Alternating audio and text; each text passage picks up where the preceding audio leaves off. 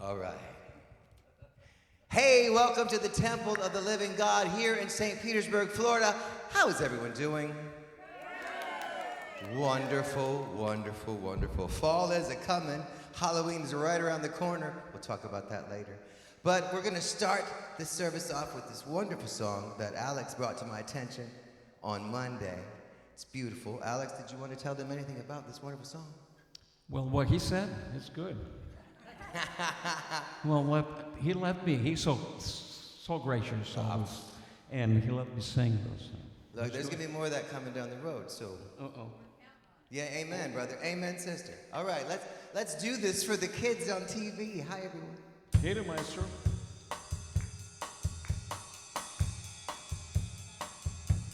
A lot of drama here, okay?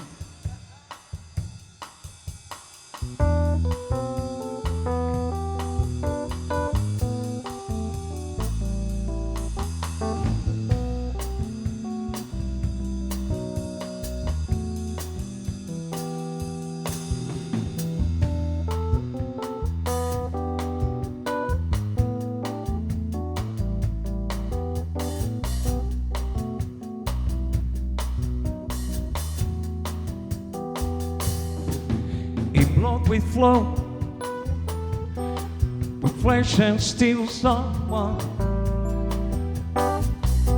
driving in the color of an evening sun. Tomorrow's rain will wash the stains away, for something in our minds will always sing. Perhaps this final act was meant to clinch a lifetime's argument that nothing comes from violence and nothing ever could. For those born beneath an angry star, lest we forget how fragile we are.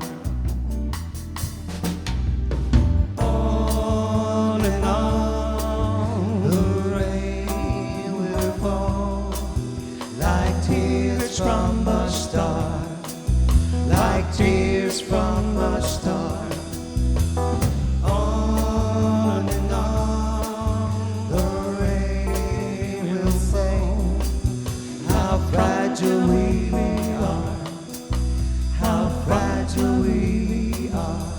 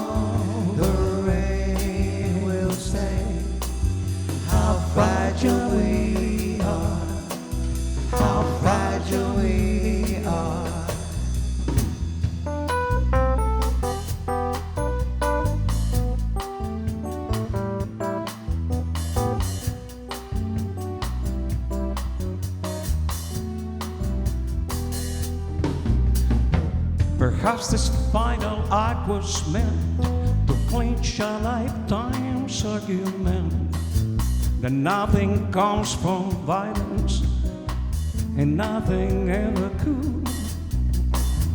For those all born beneath an angry star, lest we forget how fragile we are.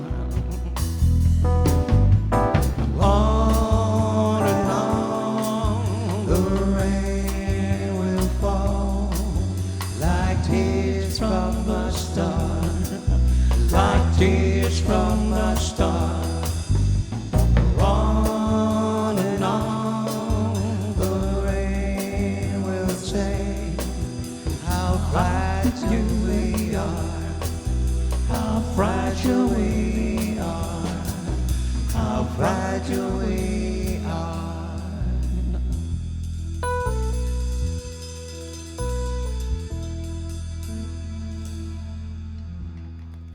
Nice. And so we'd like to welcome Reverend Marvin Shepherd here as our speaker today. We're so very happy to have him once again on the platform. And his talk today is on living now. And so my inspirational reading, I chose from a daily word, and it's on the topic of acceptance. And I quote, "Acceptance brings me peace. With an open and willing heart, I accept the things I cannot change. I release the need for control, and the heaviness of judgment sinks like a stone thrown into the ocean. Free from the weight of negativity, I welcome people and situations as they are, not as I think they should be. When I am unhappy with something, I first discern whether I can change it. Most often, the only thing I have the power to transform is myself. I let go of negative thinking, denying that people or events have power over me. Acceptance means affirming the highest outcome for myself and others. I take responsibility for what is mine to do, and then I release the result by letting go and letting God."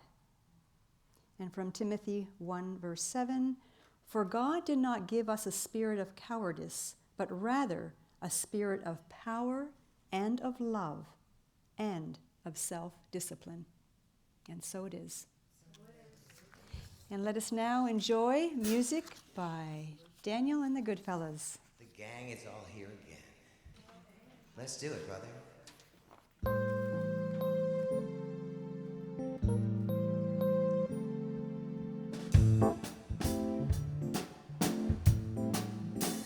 What the world needs now is love, sweet love.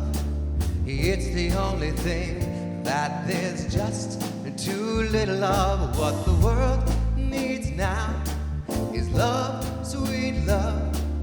No, not just for some, but for everyone. We don't need another mountain.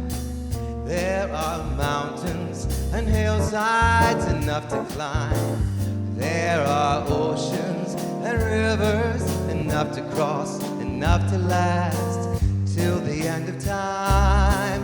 What the world needs now is love, sweet love. It's the only thing that there's just too little of. What the world needs now is love, sweet love. No, not just for some, but for everyone. We don't need another meadow. There are cornfields and wheat fields enough to grow. There are sunbeams and moonbeams enough to shine. Oh, listen now, if you want to know, do you want to know what the world needs now? Is love, sweet love. It's the only thing that there's just too little of. What the world needs now is love, sweet love. No, not just for some, oh, but just for everyone, yeah. Just for everyone.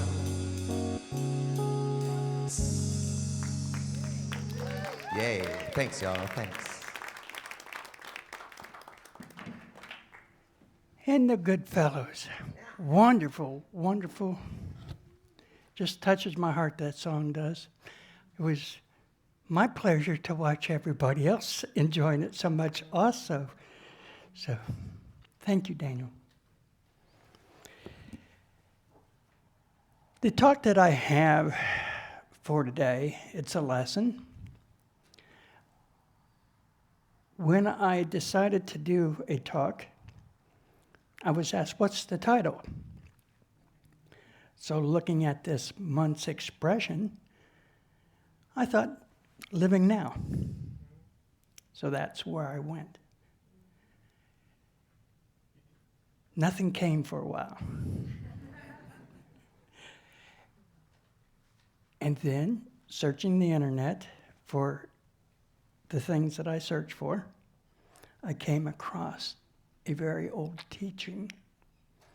This is a Zen teaching, and I do not know the author, but I've researched it a little bit, and I found that there are a number of forms of this teaching. This one here, I felt impressed to share with you. And it goes, strawberry. One day, while walking through the wilderness, a man encountered a vicious tiger. He ran for his life, and the tiger gave chase. The man came to the edge of a cliff, and the tiger was almost upon him. Having no choice, he held on to the vine with both hands and climbed down. Halfway down the cliff, the man looked up and saw the tiger at the top, baring its teeth. He looked down and saw another tiger at the bottom, just waiting for his arrival, roaring at him. He was caught between the two. Two mice, one white and one black, showed up on the vine above him. As he didn't have enough to worry about, they started gnawing on the vine. He knew that if the mice kept gnawing, they would reach a point when the vine would no longer support his weight, and it would break and he would fall. He tried to scare the mice away, but they kept coming back. At that moment, he noticed a strawberry growing on the face of the cliff. It was not far from him. It looked plump and ripe. Holding onto the vine with one hand and reaching out with the other, he plucked the strawberry. With the tiger above and another below, the two mice gnawing at the rope, the man tasted the strawberry and found it absolutely divine. This story is about living in the moment. Despite the perilous situation, the man chose not to let the unrealized dangers paralyze him.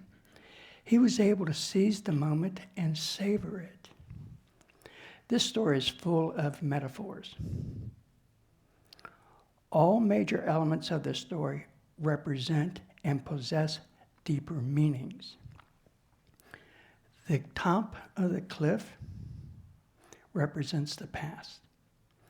It's where the man had been and where he came from. In terms of your personal life, this metaphor refers to all your experiences and memories from the life that you have already lived. The top of the cliff, climbing up the vine towards the top of the cliff would also represent revisiting the past. The tiger at the top represents the danger of dwelling in the past too much. If we constantly beat ourselves up for not doing certain things as well as we could have or should have, or if we wallow in regret and shame over our mistakes that we have made, then the tiger has wounded us with its sharp claws. If we cannot let go of the negative experiences from the past and that make us timid and afraid, or if we feel like victims because we've come from a traumatic background, then the tiger has taken a painful bite out of us. The tiger also represents impossibilities of going back in time to fix something. Sometimes we wish we could turn back the clock to do certain things over. Perhaps you think the perfect comeback long after the right moment has passed. Perhaps there's a special someone, perhaps you said something hurtful to a loved one, that you would do anything to take it back.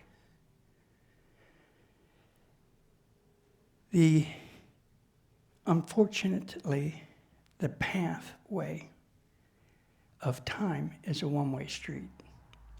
The fearsome tiger guards the top of the cliff, and mere mortals may not pass. Climbing down the vine, closer to the bottom of the cliff, is to look ahead, to anticipate, to speculate about the future. The tiger at the bottom represents the danger of being excessively concerned about which is yet to come, particularly at the expense of our ability to act in the present or to maintain a peaceful mind. The man's position between the tigers represents the present. Note that he hangs suspended in midair. In the same way, we too live suspended between the past and the future. The present is here and now, and it is yours completely and unconditionally. No one can take it away from you, and alone you have the power to decide how to use it. The vine represents life in the material world. Just as the man holds on to the vine with both hands, all too often humans cling to the physical life stubbornly. Our survival instincts compel us to literally hold on for dear life, and we won't let go without a struggle. Climbing down the vine is an option. The two mice represent the passage of time. They were black and white in color for the simple reason that they symbolize day and night. You know, time just goes on. Just as the man tried to shoo away the mice, we tried to forestall aging. We have entire industries devoted vigorous measures to maintain the appearance, youth, and health. Don't we have that? The strawberry represents the astounding beauty, bliss, energy, and vitality of the present moment. It is always there, always available for those who have the ability to see it and experience it. Step outside and place yourself in communion with nature. Bear silent witness to the genius of the nature at work. Perceive reality as an endless interplay of natural forces swirling around you as well as within you. To taste a strawberry is to fully savor the reality of now. When you do so, you begin to appreciate the miracle of the existence and to notice the beauty that is ever present no matter where you look. It fills you with gladness and gratitude. Many people live each day mired in the past or worried about the future, unaware of the treasure of the presence that they already possess. In terms of this story, it is as if the man is so busy looking up and looking down that he never notices the succulent fruit right in front of him.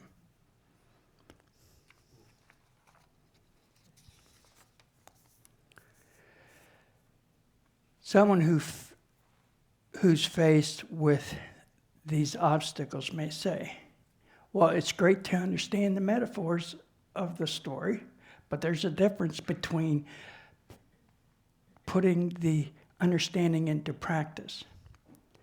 I can also see now that my goal should be to live in the moment, but exactly how do I do that? The man could not pluck the strawberry if he insisted on holding on with both hands. With both hands gripping the vine tightly, all he could do is to stare at it.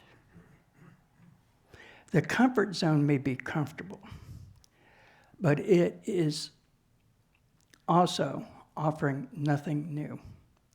In order to get to the strawberry, a person needs to venture beyond the familiar.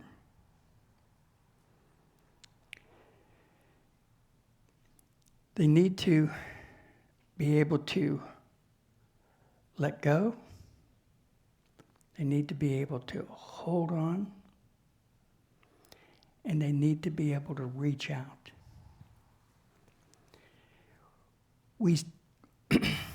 Thus, the story teaches us that when we're having trouble living mindfully in the moment, we only need to ask ourselves some questions. What are my attachments? What are the things that I cannot let go? What do I do to live in the fullness of life? Am I learning anything new? Meeting new people? Doing something different? Am I willing to study something new? What might interest me as a project to tackle? Those are all questions that we can ask ourselves that will point us in the direction that we might go next. As you follow your plan of action to live mindfully in the moment, you will find it easier and easier to stop dwelling in the past or worrying excessively about the future. As you enjoy the present more and more, you will also find that unpleasant or even painful memories will no longer affect you. Concerns or even fears about the future, uncertainty, will no longer paralyze you. Isn't that great? Yeah. You know, what a recipe here we have. You will find that the present is literally a wonderful presence. It is miraculous, gift-filled with peace, contentment, energy, and excitement. You begin to realize that the only requirement to be deserving of such gift is that you must accept it and enjoy it. Some do not even realize that it's being offered. Why? Because they're looking up and they're looking down, right? They're worried about the past. They're worried about the future. And they're not in the moment. When we consider organizing our day, do we sit and just feel what's right to do? Or do we rush off? Do we worry about the past and let it paralyze us? Or can we take a small step forward to start enjoying life again? We all have been through some traumatic times in life. We've all had some trauma in our lives. But we learn to take a step away from that. And the more steps that we take, the better life is. Isn't that right? Yes. All right. So I invite you to feel this story, live through it, and open yourselves up to possibilities. God bless you.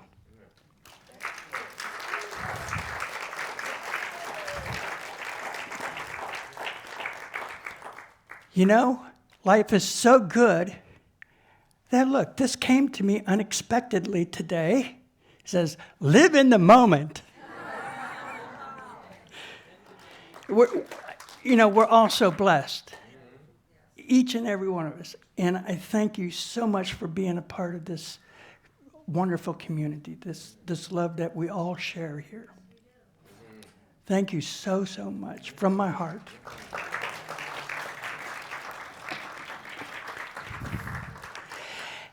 At this time, we shall move into our tithes and offerings.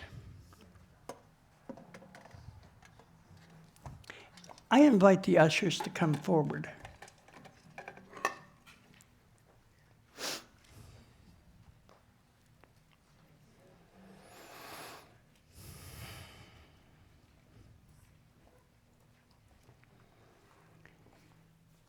I heard once before that giving a tithe is not just giving a tithe. Giving a gift is not just giving a gift. It's about making a difference. So as we move into this time of tithes and offerings, we give thanks, knowing that Spirit has moved us, loved us, blessed us, knowing that our gifts will nourish this ministry and help it thrive further on. And we give thanks, and so it is. Amen.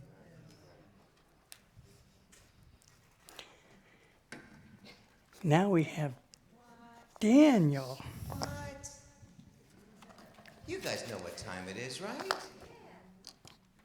Oh, yes, yes, yes. Before we get to our final song of the month, you know the song. And if you don't know the song, the words are in your program, so please find those because we're going to be singing that song in just a moment. But I just wanted to remind everyone that next Sunday is the 29th, which means Halloween is right around the corner. So I want to encourage all of you to please come wear a costume or wear black and orange or do whatever you want to do because we're going to start celebrating early. We've got some special music planned next Sunday, and you won't know until you get here. So go into your closets, dust off your witches' hats, bring your pumpkin lanterns with you, and we're going to have a good time next Sunday. But till we get there, let's sing our song, our closing song for the day by our buddy Daniel Namot called My Soul is Welcome Here. Everybody stand up. Stand up on your feet. I find the vibrations are much better when you're on your feet and bouncing. So guys, you know the words. Sing with me. Amen. Feel that vibrational love coming from one to another. Meow, meow. Exactly. And ladies, I need to see you after service.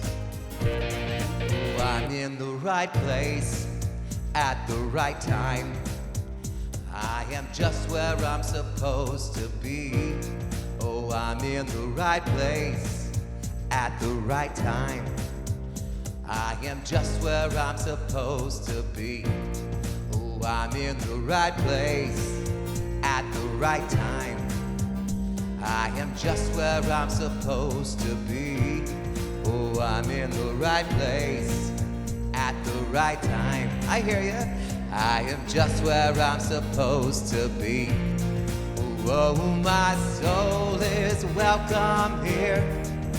Oh, my soul is welcome here.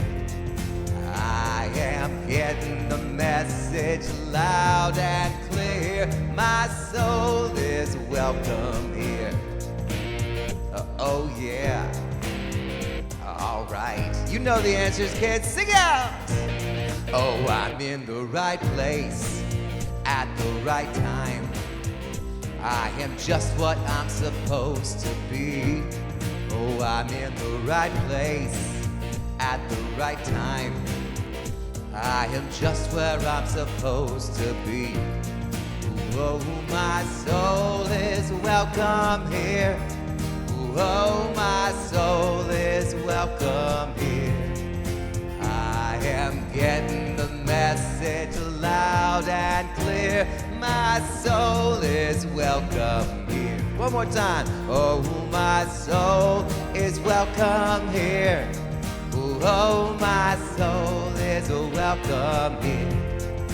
I am getting the message loud and clear. My soul is welcome here. I am getting the message loud and clear. My soul is welcome here. That's right, y'all. Your soul is welcome here each and every Sunday at the temple. Come out and see me in the bookstore. Ladies, I do want to see you in that row. You know who I'm talking about. I want to see you out there after service. And hey, don't forget to stay for some refreshments. Buy some cool things in the bookstore. Say hi to your neighbor. We'll see you next week. Don't forget to dress for the occasion. Love to all of you, and namaste.